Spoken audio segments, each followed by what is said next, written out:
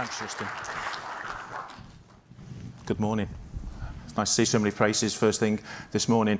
My thanks to SMMT for inviting me this morning. Mike, thank you also very much for your introduction and comments.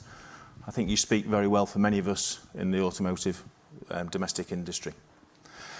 The existential challenge to the auto industry and the whole of society is decarbonisation, not just at the tailpipe, but throughout the whole value chain.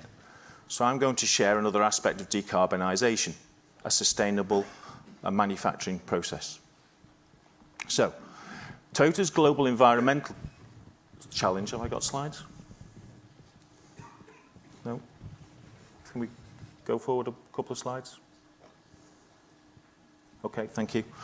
Toyota's global environmental challenge was laid out in 2015 as a response to the Paris Climate Accords. 8 years ago, we set out 6 pillars. All new vehicles to have zero carbon emissions. There will be zero carbon emissions over the whole life cycle. There will be no carbon emissions from our manufacturing plants. We will reduce and optimize water use. We will take the lead in establishing a recycling-based society. And we will do all this whilst remaining in harmony with nature. So let me share a short video, which I hope will put this in context.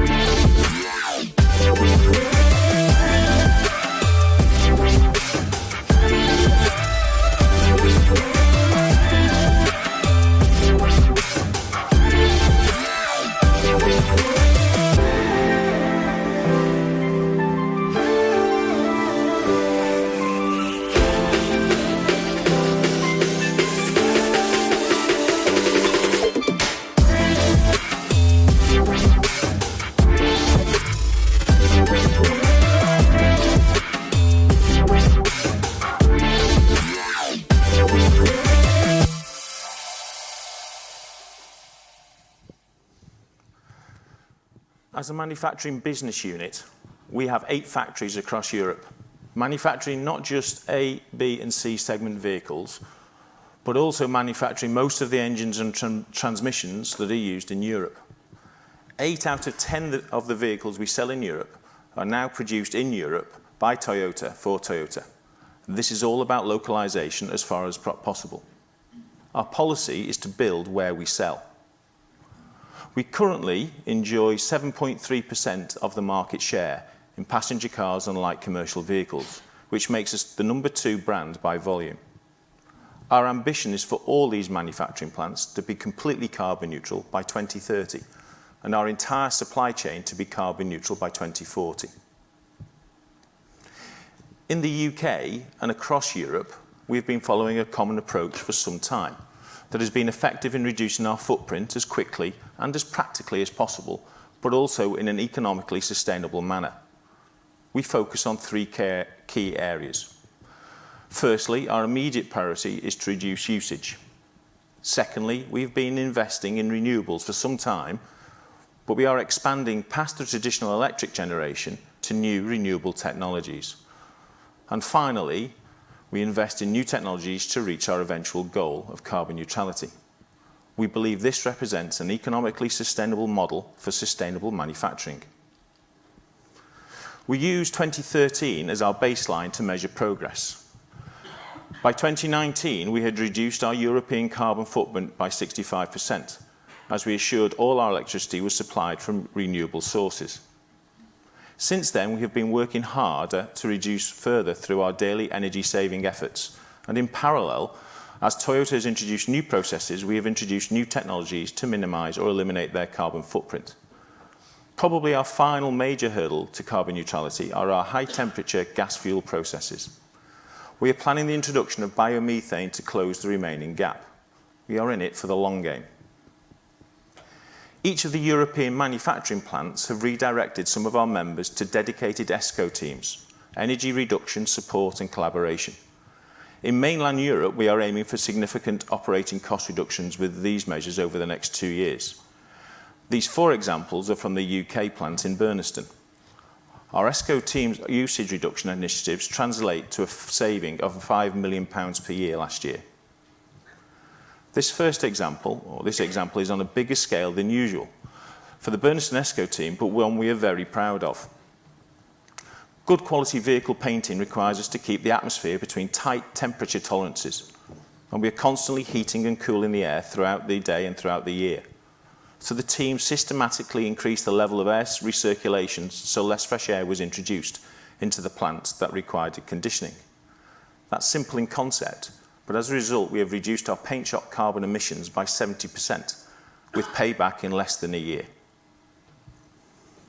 Both sites in the UK introduced solar farms over 10 years ago, and we are moving to expand in the near future. All sites in Europe have been using electricity from various renewable sources since 2019. And our next step is to introduce waste to energy. So working with a local partner in North Wales, we are looking forward to introducing biomethane into our engine plant as a pilot, which will not only supply us with carbon neutral gas, electricity and hydrogen, but also will take more than 90% of our non-metallic waste for recycling through an anaerobic digester, dramatically reducing our overall footprint.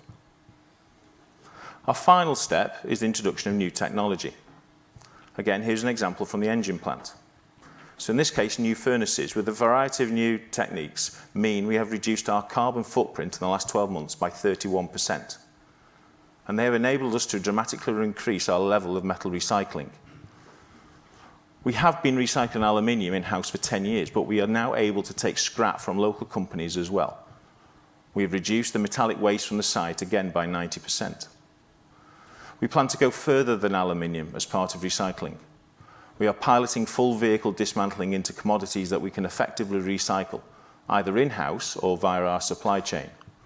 Again, there is an associated step reduction in embedded carbon footprint. Clearly, the priority is carbon reduction, but there are other elements to Toyota's environmental challenge. The final one I will mention this morning is biodiversity. At Burnaston and Deeside, we have established green grids. The green grids aim to increase biodiversity on our sites and provide pathways instead of presenting a barrier to nature. We have done this with the support of the Royal Botanic Gardens at Kew, who share our vision. Kew considers it to be a flagship restoration project, and it is now the basis of a unique partnership between a traditional industrial company, Toyota UK, and the scientists at Kew. Kew have advised us on the planting schemes and have been working, collecting and preserving seeds from rare meadowland at the back of our site. After treatment at the Lemenium Seed Bank, these seeds are being used to plant the green grid. So what was previously amenity grass is now British native wildflower meadow, featured with hedgerows and trees. The hedgerows have a sinuous form designed to create micro-habitats of sun, shade and wind protection. With the local Derbyshire Wildlife Trust, we monitor the success of indicator species such as butterflies and bumblebees, and there's been an 80% improvement on site since we started. So to summarise, I hope that you can appreciate the scope of our ambition from CO2 reduction to increasing biodiversity. The opportunity is to transition to sustainable manufacturing with a carbon neutral supply chain in facilities that are in harmony with nature. Not only contributing through the vehicles and units we build, but through expanding the circular economy and demonstrating the potential for a just transition to a carbon neutral society. We believe that this is a compelling vision for Toyota, and I would argue that it is a compelling vision for the whole of the industry in general, and act as a catalyst towards the UK's ambitions for sustainable growth in advanced manufacturing. Thank you for listening this morning. I hope this gave you a little more insight into the breadth of Toyota's activities across all aspects of sustainable manufacturing. Thank you.